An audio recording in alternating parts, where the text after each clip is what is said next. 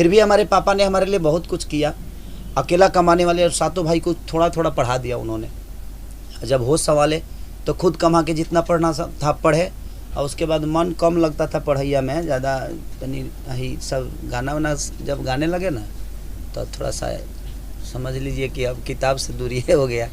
तो आदमी सोचा कि चलिए जो जीवन में 2 पैसे आ रहा है, तो उस समय ये था कि गरीबी को कैसे हटाया जाए अपने जीवन से। तो हम 14-15 साल से ही 12-13 साल से ही वर्क करने लगे, काम करने लगे। हम 8 साल के 7 साल के थे तब से गाना बजाना में आ गए। तो ज़रूरी ये था कि पापा की जो मेहनत है उसको हल्का कैसे किया जाए। तो सब भाइयों ने मिलकर हमने यही कोशिश की कि हम पापा के वर्क को थोड़ा सा हल्का कर दे, अपने ऊपर ले ले, ताकि हमारा भी ईंटा का घर हो, हमारे सर के नीचे भी छत हो, हमारे पास भी अच्छे कपड़े हो। तो आज पब्लिक का प्यार और आशीर्वाद से हर वो